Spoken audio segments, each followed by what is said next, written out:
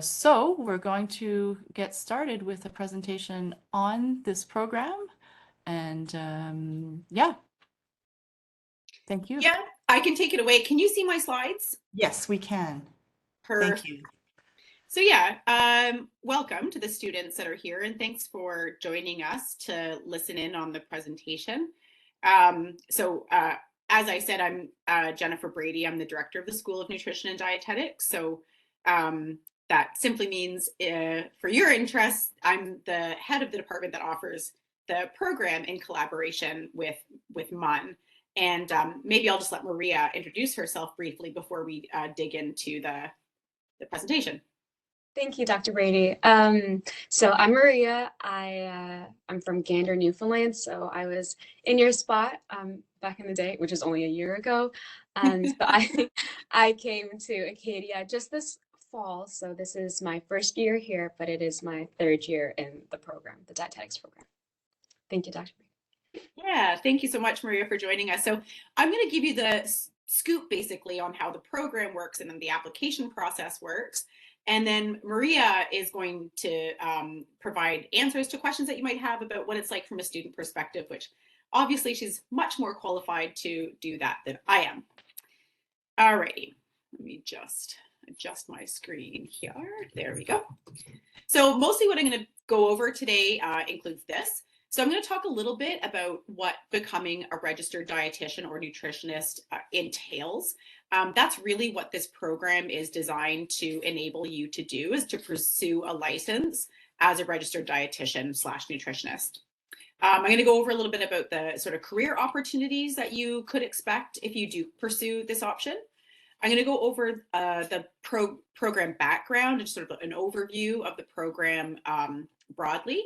And then very briefly, the course plan, so what your courses look like over the degree program, the application selection process, and a little bit about just the transition to Acadia. So getting yourself here and some supports to help you do that. And then a little bit about sort of the program that we offer, Acadia, and then the student experience. So becoming a registered dietitian nutritionist. Registered dietitians are regulated health professionals, which means you have to belong to a college and you have to have a license in order to practice dietetics. So just like you would for doctors, nurses, dentists, etc., we're regulated. So you might have seen or heard of sort of holistic nutritionists, etc. They're not a licensed health profession. They're not regulated. Whereas we are, and that means certain things in terms of the sort of standards and legitimacy of our education and practice. We're also the only group licensed to practice nutrition from a perspective of medical nutrition therapy. So in hospitals or in public health, for example, you have to be a registered dietitian to do that. In order to become a registered dietitian, you have to complete an accredited undergraduate degree, which is exactly what this 2+2 program offers. So if you do the 2+2, it's an undergraduate or accredited undergraduate degree that you're completing. You complete a dietetic practicum program of approximately 48 weeks, and I'll talk a little bit more about that later. And then you have to write the Canadian Dietetic Registration Exam. So just like any health profession, you have a sort of a licensing exam before you actually are able to secure your license. So you might be interested in the what next question after you were to become a dietitian or after you were to complete this 2+2 program. So the 2+2 program can lead you in a number of different directions, obviously into dietetics, but other health professions, but it can also lead you into other advanced education. So our program, the 2+2 program, is excellent preparation for any other health profession that you might think about pursuing, especially those that require advanced education and training. So medicine, for example. And the reason why I say our program is an ideal program for launching yourself into medicine is actually for a number of reasons. One is that unlike a general sciences degree or a degree specifically in biology, chemistry, etc., in the 2+2 program, you'll complete a range of foundational courses and training in science. But then in your upper years, you also do clinical practice courses. So you do courses that are focused on developing your clinical communication and practice-based skills. An example of that would be, how to conduct a nutrition assessment. So you have a client in front of you. How do you assess their nutritional status? So it goes beyond the sciences into a more applied area of education and training that can be excellent preparation if you're thinking about, say, going into medicine or dentistry down the road. Also, um, of course, the 2+2 program, as I just mentioned, can lead you into a health professional license, which is an excellent plan B career as a health professional. If you don't end up getting into medicine or dentistry, if that's your plan to pursue those later on, getting into medical school is very difficult. It can be a very time consuming process for people. And, of course, the applications themselves are very demanding. And so sometimes people decide eventually not to do them or don't get in. If you go ahead and pursue the 2+2 and eventually write the CDRE exam, that allows you to have a health professions career without doing medicine, like I said, if you don't get in. But even if you do get in, after completing and securing your license as a dietitian, having an MD, RD, or being a nurse and an RD actually can be a real bonus for you, because doctors, nurses, and other health professionals get next to no training in nutrition. So it would just, I think, make you a much better doctor, a much better nurse if you've got those foundations in science.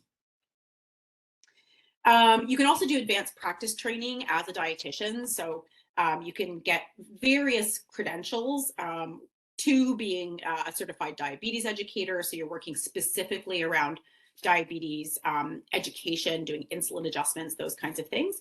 Enteral and parenteral nutrition are other advanced credentials you can get. And enteral nutrition is when people are fed with a feeding tube, usually through the nose. You might have seen that before. Or parenteral, which means being fed through an IV. So a little bit more specialized in terms of medical nutrition therapy. You can also, of course, do graduate study after doing our 2+2 program in a wide range of health professions or health systems type careers.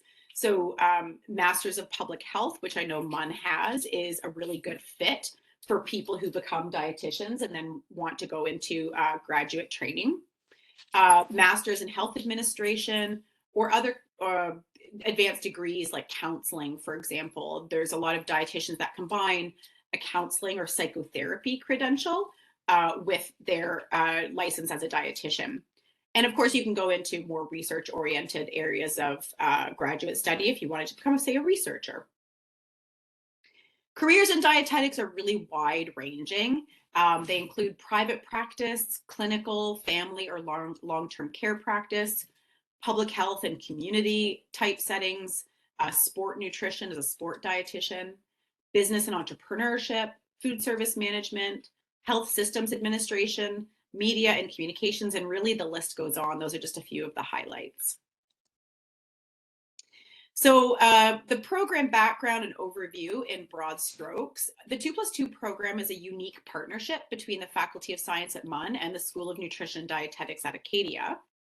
You'll earn a bachelor degree called a Bachelor of Science in Nutrition, or BSN, with the dietetics option. So we offer a BSN program with a number of different options. The 2+2 program is specifically designed for people who want to, like I said, become dietitians. And so you would be in the dietetics option where you do some of those clinical type courses.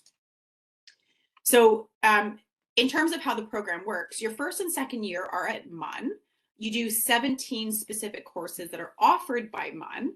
And then you do 3 online asynchronous courses in nutrition through our the department within Acadia that does online learning.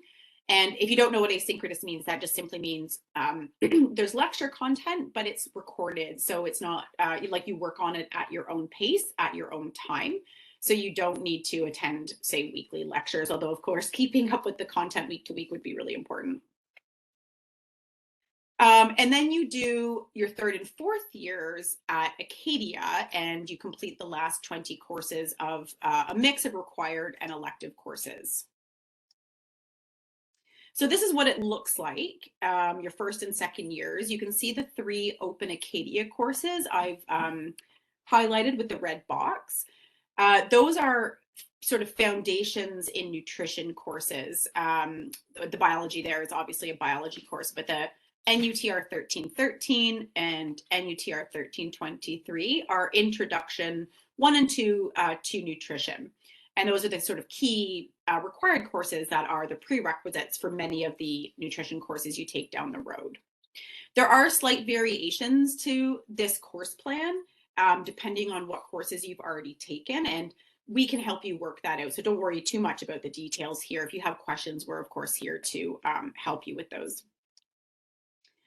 This is the course plan for your 3rd and 4th years. So I'm not going to go over each and every course, but you can just see broad strokes. Your 3rd and 4th years are primarily nutrition courses with a few electives.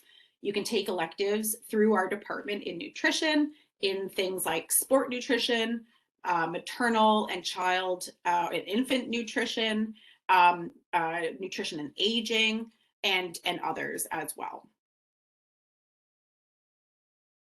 So the application and selection process, students typically apply in their first year and begin courses at Acadia in their 3rd year. So much like Maria had mentioned, this is her first year at Acadia, but it's her 3rd year in her program. So the application window opens around now and closes in early May. You'll first submit materials to, I believe it's going to be Suzanne at MUN, who will coordinate just assembling all of your application and making sure all the pieces are there, and then also just making sure that you've hit all of those required courses that you need to complete at MUN, and you're ready to do the Open Acadia courses before you come to us. Complete applications for eligible candidates are then sent from MUN to us in SND so that we can do the selection process in and around June. From there, offer letters are sent to successful applicants by MUN's Office of the Dean of Science, so where Suzanne is located. You'll also receive notification of any incomplete or required courses that you haven't gotten to, so that you have a chance to finish those up. From there, students accept their offer in the 2+2 program, and you can start Open Acadia courses. Really, you can start Open Acadia courses at any time, but you do need to complete them before you come to us in what will be your 3rd year. And then the next step is you will officially apply to Acadia for admission to the Bachelor of Science. So once you're in the 2+2 program and have been accepted to that, you do need to register through the registrar's office with Acadia. So it's not an application at that point where you may be rejected because your application will already be vetted. It's mainly to get you registered and set up in our systems at Acadia. So in terms, sorry, my puppy is trying to get my attention here. Sorry about that. In terms of your transition to Acadia, you aren't going to be left alone to figure it all out, of course. You're going to attend at least 2 meetings with myself and Lynn, who Suzanne mentioned earlier. Lynn Coleman is our administrative assistant extraordinaire. She definitely can help you with any questions, and she's just absolutely lovely and always willing to help. So and those 2 meetings happen during your 2nd year. So by the time your 3rd year rolls around and you're ready to come to Acadia, you'll be well prepared to do so. You'll have all of your questions answered. So in that 2nd year, Lynn and I will meet with you in the fall. So that would be this coming fall if you choose to apply. And then in the spring of your 2nd year. And that's a time for us to just go through all the admin process, make sure all the ducks are in a row, and we can answer any questions. If your parents want to join, if they're there to support you, also more than welcome. And then again, just to get you set up at Acadia, you're going to be assigned an academic advisor when you arrive at Acadia, and they'll also be there to help you navigate the program, help with career planning, etc. So a little bit of just other things that you might be interested in about the program. We have really active student groups in SND. We actually have 2 at the moment, but they're merging to form a little bit of a super group. And Maria actually is going to be one of the co-presidents of that next year. Oddly, a lot of the 2+2 students that we get are really active in our department. And I'll let Maria speak to this, but I'm guessing, it's a great way to meet other students, especially if you've come from another university. The student groups, but will be group, plans a variety of different social events for students only, some for the professors to join in as well. They do networking events and various professional development things. Acadia has really small class sizes, which is really good for a variety of reasons. Of course, your learning is just that much richer. You're not a number. The professors will absolutely know your name. So, if that is a style of education that you enjoy, that you prefer, certainly would be a good place for you.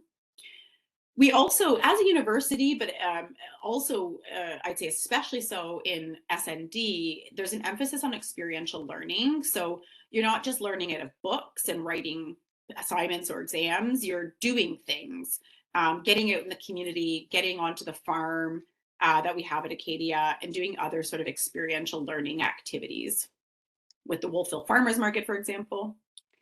And then there's also opportunities to complete additional program components if you wish to. So they're not required, but they can enhance your learning and also can make you more competitive if you do decide later on to pursue graduate school or advanced health professions training, such as in medicine. So one of those is an honors thesis. So it's kind of like a mini master's thesis. You're supervised by a faculty member. Actually, Maria and I are doing her honors thesis next year as well. And maybe you can say in a minute, Maria, what you're doing for your honors thesis. So you're supervised by a faculty member. So it's a one-on-one opportunity to get some mentorship in research. And students have quite a wide, they're pretty free to decide what they would like to do. So it doesn't usually happen that a professor's like, here's a project, you have to do this, but students often have come to us with interest of their own, and we'll work with a faculty member to shape that into an honors thesis. Honors theses are required for some master's programs, and I know that they do make you more attractive for things like medical school, so can be a bonus. We also have co-op at Acadia. So co-op, in broad strokes, it includes 1 to 3 work terms during which you get paid. You're working full-time, sort of 9 to 5-ish, in a relevant workplace setting. That would be sort of bonus experience for you if you do decide to become a health professional or dietitian. Those 2 programs, though, will extend your time to complete your degree because they're over and above the basic degree requirements. But, like I always say to students, at least when, if they're out of high school or sort of, early 20s, and I don't mean to be patronizing, but you've got nothing but time. And so these learning opportunities, might not come around again. So they are, I think, really valuable and worth the extra time that it can mean for your degree.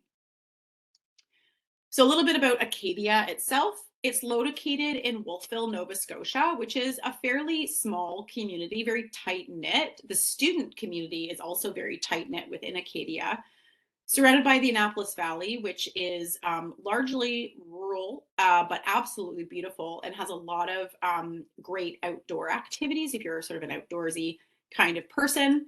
It's a very small, walkable university town with lots of really good bars, restaurants, brew pubs, and activities. Acadia itself has about 3,800 students, so that gives you a sense of how small your classes will be. Active student life on and off campus, and we also have a really well-equipped athletics complex, accessible walking trails, and various outdoor recreation opportunities. So I'm going to hand it over to Maria. She can answer your questions, like I said, from a student perspective, and maybe, Maria, you just want to say a little bit about your honors thesis as well, if you like, just so to give students. Sure. Yeah, okay, go for it. Please, yeah. So I approached Dr. Brady a couple of weeks, months ago, and Dr. Brady does a lot of work with social justice and ensuring cultural competency or equitableness within the faculty itself, and in the actual field of dietetics and nutrition. And I had some previous interests as well from a course that I took in the fall. So yeah, so my topic is about the experiences of students learning about cultural competency and humility within the actual school. So hopefully over the summer, Dr. Brady and I will be working closely to look into some of these experiences of students within our actual school and other schools in the province, or if we can get to other people around Canada as well that are in the accredited program, and just look into their experiences from that perspective as well. But yeah, so to start off, why did I pursue the 2+2 program? At first, I didn't really know what I wanted to do for my undergraduate. So I'm not sure if you're at MUN already right now or not, but I did a general first year, and then I was like, okay, wait, I don't want to just go bio stream. I want to be able to graduate and work in the health as a healthcare professional, because that's what I'm looking to do ultimately. So I did some digging around, and I came across the dietetics program, the 2+2 with Acadia, for starting at Memorial University. So I think it just encompassed everything that I was looking for, in that after 4 years, I can do a practicum for a year, write an exam, and I'm working as a health professional, which is what I always wanted. So that's why I decided to pursue the program. How did I find the transition to Acadia? I found it very smooth. As Dr. Brady was mentioning, the faculty and staff, Lynn Coleman, the administrative staff, our staff here, she does a lot of work making sure everything is lined up for us. I almost felt as though, 1 minute I was at Memorial, next thing I'm at Acadia, and everything just fell into place. I didn't know I was moving, honestly. With regards to friends and stuff, obviously that's a bit different, and just getting used to the new university type of thing. But I also found transitioning from larger class sizes and not being known to coming into a place where everyone just knows you and you're welcomed here and there, and things are a lot more proactive and welcoming, and you become more engaged. So that's what I found transitioning, which, if you ask me, was a good transition. So it was quite seamless in that regard. And I found that even while I was transitioning, so while I was still a Memorial student, that Acadia was already providing supports for me. So I always had someone I can go to and talk to, should I have any questions or concerns. So there was always an open line of communication, even though it's a completely different university and I'm just stepping into something that's completely different. There was always someone on the other end that I can reach to, and people were reaching out as well, making sure I was on top of things and making sure, make sure, you complete this course by this date, or things like that. So yeah, the transition was quite seamless, if you ask me. Okay, third point, what has been your experience of the program so far? Fantastic. I don't think I can say anything bad. Yeah, no, it's a lot more. I think it's where there are very small class sizes. You get a lot of that one-on-one with the prof. They get to know you by name. They can help you better, and everyone here is hoping and wanting you to succeed. They don't want to, see you fail by any regard, and to your standards. So what a fail would mean to your standards, type of thing. So they're always out there to try and support you in that regard, and they make themselves accessible to you whenever you're hoping to meet with them. You can always ask your professors questions, and yeah, they just really give that opportunity and that room for you to be able to approach them. On top of that, the classmates I have and even students of other years are also very welcoming and supportive. And although it is a very competitive environment, it's still very, welcoming, and people are trying to help you. Like, no one wants to see you fail, even like your classmates type of thing, which you don't usually get in a Bachelor of Science undergrad. So there's something very special about this program here at Acadia that I just really love, and I like to speak about. Yeah, so everyone wants to see you succeed, from the profs to the staff and faculty. Yeah, so I love it here so far, and I'm sure I will until next year as well. Also, as Dr. Brady mentioned, once you do move here, you'll be paired with a faculty member. So coincidentally, Dr. Brady is my faculty advisor, academic advisor. So I always knew I can go to her with any questions or concerns. I remember going to her earlier in the fall and asking her about honors. And again, coincidentally, now she's my honors advisor, faculty advisor. So yeah, so we're all kind of just one big family, and we're all hoping to raise each other up and,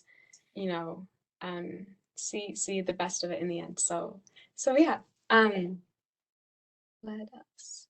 Okay, we'll go to the next point. Is there anything that you wish you knew before starting the 2+2 program? Okay, this is just a bit of, I think I just overlooked things, but I didn't know that I had to do a year practicum upon graduating. But that's just me, and I think I just may have, skimmed that point, and I didn't really know that. So I think around this time last year, I found out, even after I got accepted, I found out that I had to do a year after I graduated. That wouldn't change my mind knowing before applying. I would still have applied, but I just didn't know that. So it was a bit of a shock, but I understood that, yeah, of course you have to do a year. So, but I just completely overlooked that. And I'm sure you guys know now that you do have to complete a year practicum of working under a preceptor. But yeah, that's the only thing really that I wish I knew coming in. But that doesn't really change things for me, I think. And in fact, as Dr. Brady was mentioning, that provides you with a lot of clinical basis and work experience as well. And I think that's very fundamental to later become licensed as a registered dietitian. And yeah, you kind of need the education with the books and education in the field as well to be able to have the full scope of things. And lastly, what advice or recommendations do you have for students considering the 2+2 program? I think the most important thing is to make sure that you have things lined up from your end. So I encountered some difficulty with completing my courses, the 3 online courses that I had to do through Acadia. And I think because where it's scheduled into your program, into your first 2 years, you have to do it alongside Memorial University courses, which are in person and not asynchronous. So, they're a bit more demanding in that sense. So what I kind of did was I pushed that a bit aside, and I focused on my 4 Memorial courses and not as much as my online courses. So I found I was in a bit of a time crunch when things started coming up quickly. So I think my advice would be regarding about that is to, make a strict schedule, say, okay, I'm going to finish these modules by this date, and make sure that you stay on top of them, because I was rushing a bit towards the end. And yeah, I actually had to reach out to Lynn Coleman, our administrative staff, and she really helped me out in that regard to just make sure that I'm not waiting on things. So like once I finished it, things were uploaded to my transcript type of thing, because if you don't complete these courses, you're not able to transfer in. So just from like an administrative perspective, to make sure things were covered. So yeah, so I would really encourage you to stay on top of them and yeah, don't put them aside like I did, because as much as your memorial courses seem more demanding, you'll run out of time in a sense. So, kind of work on them simultaneously if you can, or dedicate your summers to do them, which I ended up doing even though I was working, but it's okay. It all works out. But yeah, I think that's it. I think that would be the advice and recommendations I have. But other than that, I think that it's really nice to complete 2 years at a university and then have almost like a fresh start at a new university, new friends, new experiences, new opportunities, and ways to engage in the university. I think I really like that. And you get two different perspectives as opposed to 4 years at one university. And Acadia is a beautiful school. From the staff to the buildings to the campus to the community and the town itself. So yeah, my advice overall is to do the program, but yeah. But, I think that's it from my end. That was great, Maria. Thank you so much. And I just wanted to clarify one point, and thank you for reminding me of this. It was something that I had forgot to explain. But yes, you do have to complete that practicum program, which you can complete through us. You do need to apply for it. So it's not a guarantee that you get into that practicum program, but you can apply to Acadia's practicum program. And it's about 48 weeks. You do it in, it's not 48 weeks all in one rotation. You do essentially 3 different rotations in the main areas of dietetic practice. But there's other programs actually across the country that you can also apply for. So you're not limited to only our program, although our program is fantastic, of course. But there's other programs like in Northern Ontario, for example, if you wanted to go somewhere outside of the Maritimes, that's also an option. So thank you so much for reminding me to mention that, Maria. That was a really good point. So I think we're able to answer questions if you have any. If you don't have any questions right now, or if after, oh, I should ask this, you're more than welcome to get in touch with me via email or Lynn Coleman, and our email addresses are there on the slides. You can take a screenshot of those if you like, but you're also welcome to ask Suzanne for our contact information, and she's totally welcome to share it. So if the students have any questions, we definitely have time to answer them.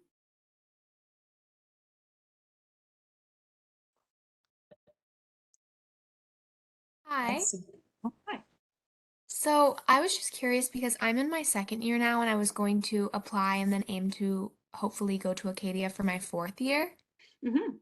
I was just curious if there's any sort of requirement for the order of the order we do the courses in. Now I know like for 3 of the Open Acadia courses, there's like prerequisites for others. However, I'm doing I'm a biology major at the moment. Mm-hmm. And I have however many courses completed, like 20 courses completed Mm-hmm. in my general science and then in biology, but I don't have some of the other like courses that I need, so I was planning to do them this coming year if I was to be accepted. However, would there be an issue being accepted if I don't have like the psych courses required and stuff yet? So a couple things with that. You absolutely can and would be welcome to come to Acadia to do the BSN. It probably is in your favor to complete your current degree and then come to us directly and not through the 2+2 program. The reason why I say that is for a few reasons.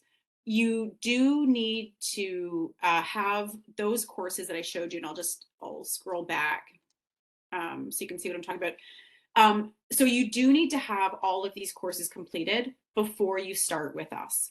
So if you don't have the psychs, for example, you would need to complete those through MUN, either this winter term, which is almost over, so I guess that's not possible, or this summer term. The other thing is that if you're really close to finishing and don't have a few courses, it's going to be better for you. And when I say better, what I'm referring to really is more expedient timeline wise for you just to finish your degree at MUN and then apply to us directly, because you'll still get up to 20 transfer credits. So you still would very likely only need the 2 years to complete a BSN degree. So then you'd have your degree from MUN, and you'd also have the BSN degree. Now, if you take next year or the summer to finish your psych courses, you're still going to have to do 2 years with us. It's not possible to squish it into 1 year for just your 4th year. There's just too many courses that you'd need to complete. So I'll show you. And they're courses that you wouldn't be able to complete. And I'm quite certain that you wouldn't have at MUN. Not that MUN doesn't have great courses. It's just that as an accredited program, we have our courses vetted by an outside group that says, yes, you're meeting all the standards for dietetic education. And because MUN doesn't have a dietetic program, they wouldn't really be having to offer these courses. So courses like nutrition and disease, for example, in your 4th year, but also in your 3rd year, this course here, professional practice and dietetics, are courses that you have to complete anyway, and you can't do all of these courses and all of these courses in 1 year. Does that make sense, what I just explained? Yes, that does make sense. However, what I meant was like Oh, sorry. in my 3rd year, if I could do the courses that I don't already have, like the psychs and stuff, would I be able to get, like, if I applied now, would I be I see. accepted without those courses? And then I could do um, I could do like the psychs and that stuff the coming year, because I do have about half of the courses that I would need done. I just don't have the ones that are recommended in the 1st year and the 2nd year. I kind of have them swapped. I have the 2nd year ones done, but not the 1st year. Yeah, absolutely. You can still apply. The requirement would just be that you have these courses completed before you come to us in what would be then your 4th year of university. So yeah, you can go back if you have an advisor there to help you slot in whatever courses you need to pick up here. And of course, you can do the Open Acadia courses over the summer if you wish. You can start them whenever you like, spring, summer. So the requirement really is just to have these completed before you come to us. Yes. So yes, the short answer is yes. Okay, so I just wanted to make sure there was no like specific order that those had to be done. Like if I applied this year, I could still possibly be accepted and then do the ones that I'm missing in the coming year here before going to Acadia for my 4th year. Yes. So you would still need 2 years. So you'd still have to do a 4th and a 5th year at Acadia. My 4th and my 5th year, yeah. That's right. Yep. Yeah. Great. Yeah. Thank you so Absolutely. much. Yeah, not a problem. Yeah, Melissa, you and I can speak a little bit more. Like I can take a look at your transcript and we can look at what offerings you might be able to take in the spring semester. I think you might be able to fit it all in and complete that next year to be eligible to start the following year after that. I think I'm understanding what you're getting at. Yeah, I'm missing like I think you need the 17 credits from MUN, and I'm Right. missing about half of them because Yeah. I did 2 years of a science degree. I'm completing my 2nd year of my science degree, so I still need to do about half of them. Like I'm missing the 2 psychs and Right. the art selectives and stuff like that. Okay, so we can take a look at that together. If you have time, we can set a meeting and sit down and look at that. And just like look at your options and see what makes the most sense. If it is like you would like to do, maybe if it takes a little bit longer to finish your 17 here and then do your extra 2 years, or if it seems to make more sense to complete everything here first. We can look at these options. Is that okay, Melissa? Great, thank you. Perfect. Brianna, I just saw a chat pop up, but because I'm sharing my screen, I can't get to it. I can read it there, Doctor. That would be great. I'm also wondering if it is deterring to not have a full 3rd year semester. In this case, I only need to do 4 and then 3 courses next fall and winter. Semester. I'm not sure what you mean. Yeah. So you mean you are, what I'm taking from that, Brianna, you're in your second year and you're going to finish courses in your third year to complete these ones that are on the screen right now, but you don't have so many to complete that would fill up 10 courses for your third year. Is that right? Hi, can you hear me? Yeah. It's probably easier to. Yeah, so like basically what I'm asking is I'm in a similar boat as Melissa. I'm currently completing my second year at Mon, so I don't have the 2 psych courses. I also need the 2 anatomy courses. I need to do another statistics course, and then I think the 2 art electives. So I don't need 10 more courses. Right. Well, besides the Acadia ones, but I don't need 10 more courses. So I'm just wondering, like, does that look bad on the application that I did not have a full third year, or if it's just worth my while to only do those courses? Yeah, no, it that's not really something that we would assess. When you apply, it's not like, as long as you have those courses, that's the main criteria. And of course, an admissible GPA. So you still need to meet the requirements to be admitted into Acadia as a student. So they're still going to look at your transcript, for example. But as long as that your GPA is in line with sort of admission requirements and you have those completed courses, it really doesn't matter to us that you finished up some courses in your third year and weren't on a full course load. I think what might help in this understanding of how this works is that when you apply, so let's say you're applying, you know, this year, you could get a provisional acceptance. And that means that you will be allowed to do the extra 2 years at Acadia on the condition that you have these 17 courses completed with that average by the time you're starting that the Acadia portion of the program. If that makes sense, is that correct? That's my understanding of it, is that you don't necessarily have to have completed what you see on the screen here in terms of these first year courses. You can have things kind of moved around. You can do more in the spring. Yes. Like I know also Statistics 2500 is a spring semester offering as well. So you could get that one done this spring. You could do, there's a chemistry listed here if you don't have that one. You could do Psych 1000 in the spring, maybe 1000 and I don't know about 1001. This probably has 1000 as prereq. Anyway, you can electives for sure. So you could work on that and still get a provisional acceptance. Now that would the ultimate acceptance would depend on you having met these criteria, right? Exactly. So you don't have to have completed the courses before you apply. Right. Because for a traditional 2+2 student, so students applying in their first year, they wouldn't have any of those second year courses completed yet, but they apply, they're accepted, essentially like what Suzanne's saying, provisionally, with the caveat being that those courses are completed before you actually start with us.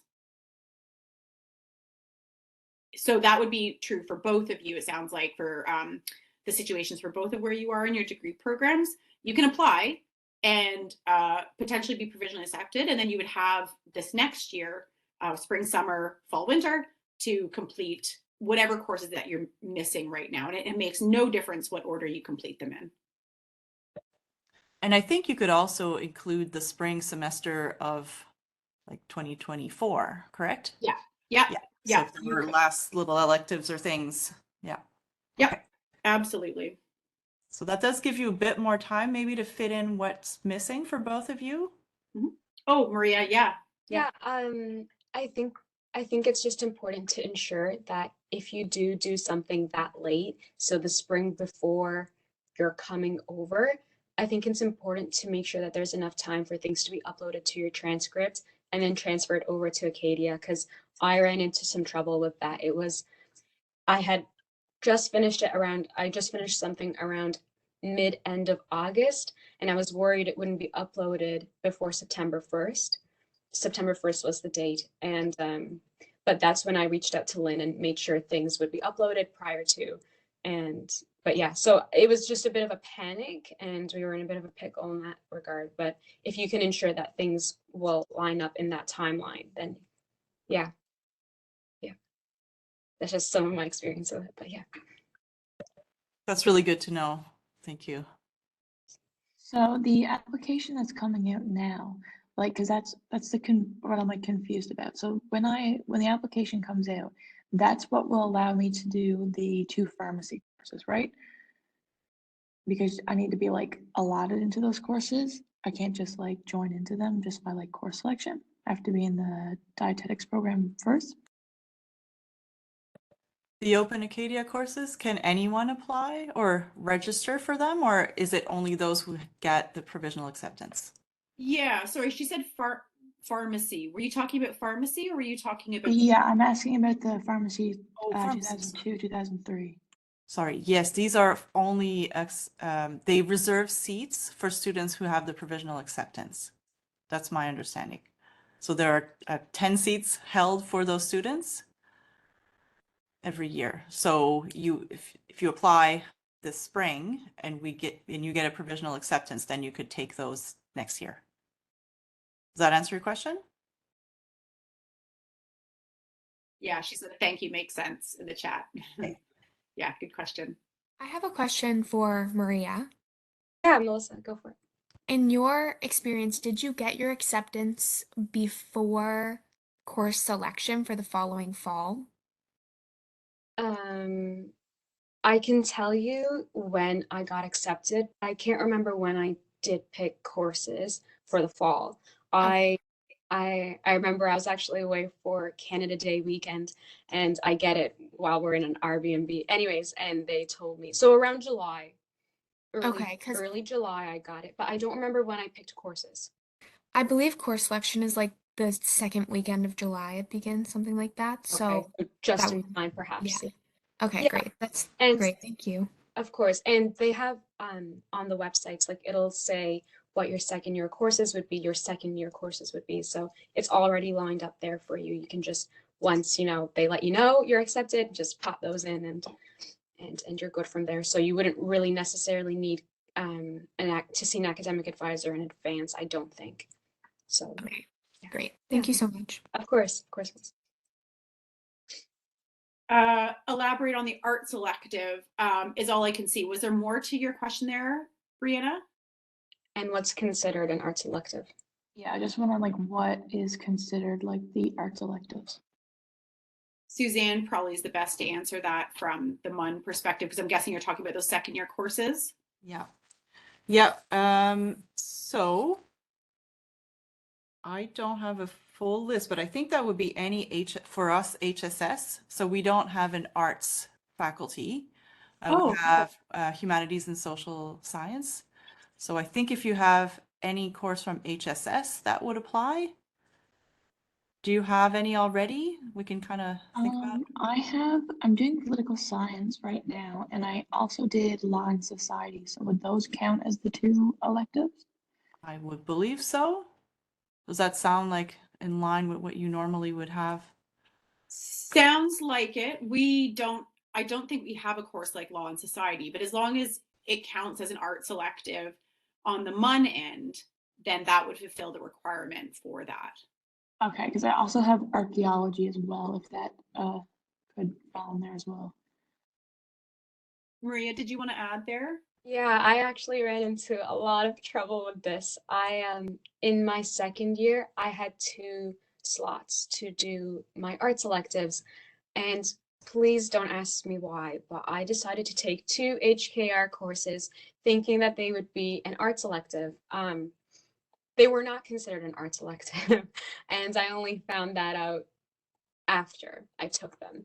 So I ran into a bit of a pickle with that, but they were very interesting. So I kind of don't regret it, but I sort of do regret it, but it's okay.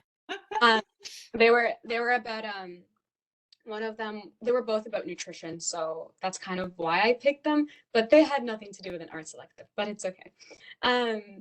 And then in the winter semester, I decided to take this geology course to fulfill the one remaining arts elective that I had to fulfill. And there was some it was up in the air about whether that would be considered an arts elective or not. But recently, apparently Acadia did see it as an arts elective. So I was allowed to take that and it transferred over. So I would say really make sure that what you're taking is an arts elective because you don't want to be paying for 2 whole courses that are not really going towards anything other than your own beneficial, like you just learn about stuff. So, which happened to me, but it's okay. So just really make sure, I think Brianna, double check that those are, by looks of it, it does seem like they are, but I would really, have someone write it down for you if you, just for peace of mind, I guess, but yeah. Yeah, I just found a list actually in the documents. It says the following are subjects offered by the Faculty of Arts at Acadia. So I presume that means they will be considered arts electives. So this includes art, classics, comparative religion, economics, English, environment and sustainability studies, French, German, Greek, history, Latin, music. So for us, that's Faculty of Music, philosophy, political science, sociology, Spanish, theater studies. So pretty much everything we have in HSS, for us, HSS, so political science is included in there, but not HKR because that's a different faculty. That's human kinetics and recreation. I Okay, have so no idea why I did that, but yeah, but it was interesting. The courses were very interesting and I learned a lot. Yeah. right. So languages are applicable. Also, I note, so what you see on the screen here, we have English 1090, and then the winter, there's like a whole slew of English courses. So this is an old list, and we're Oh, my finding out now. apologies. No, that's okay. Jennifer, that's the courses that we have now. So we now have a new requirement for critical reading and writing. So it's our CRW courses. And I've sent that information to Lynn, and she's looking into your registrar's office whether what our CRW courses are Great. count as. Maria, was this in place when you were at Mund? Do you remember having CRW? We had CRWs, Okay, yeah. so this is, so basically don't worry about not having these particular English courses as long as you have a CRW, which is what, our first year students normally have. And I believe that will be, but it needs to be kind of clarified with Lynn, but I'm pretty sure that will be fine. I think it was like 1090 and Yep. oh, And oh, it's, another one. oh yeah, I did take those 1090 and the 1110. Oh, you did that one. Okay. I think so, yeah. Okay. Good So to maybe know. weren't in place, but yeah. I did take, oh, go I just ahead. had another quick question. So where I do have numerous electives and 2 of them can count as the arts, would any of those electives transfer over and count for electives in further years, say the 2 years at Acadia? That's a really good question. So the courses may be equivalent to courses at Acadia. However, you're only allowed to transfer a certain number of courses from another university to any other university. So this isn't true just of the 2+2 program or just of Acadia. Really, for any university that you may transfer to, you can only bring over a certain maximum number of credits, and that tends to be 20 right across the board. So essentially, you need to complete at least half of your degree at the institution that is awarding you the degree at the end. So you can only have 20 credits transferred over. So because some of these courses in your first year are Open Acadia courses, only 17 of them are being completed at MUN. You may be able to transfer up to 3 over. We'd have to take a look at what courses those might be. And we can do that, when you apply and we take a look at your transcript, you can apply for or you can ask for transfer credits for those courses.